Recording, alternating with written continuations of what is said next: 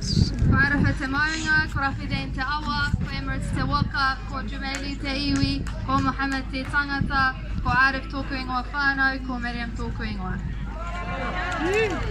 He tau iwi au, e kōrero ana I te reo Māori. I just want to give a quick shout out to all the kohanga reo and kura kaupapa kids that are now old enough to pass on that taonga down to all people, especially tauiwi like myself. We are actually taking that taonga and passing it on to our own whanaunga, our communities, our tamariki. Kei te pirangi au ki te ki, kia koutou.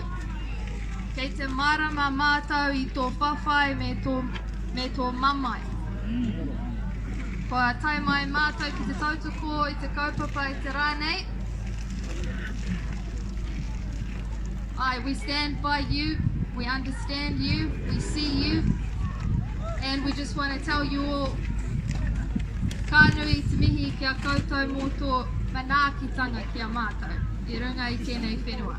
Thank you for all the love and everything that you've had to share with everyone, but you're right, there's only so much you can share. We can't give it all.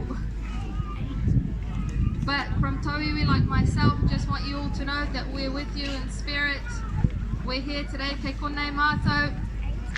We are learning the language because we understand that language doesn't stand alone. It's woven with mana and ahiria culture and tuakiri identity. So to be able to bring that all together, it's important that we get as many people as possible speaking the language and reviving the language. So these are my two sons. They're going to come up and do the haka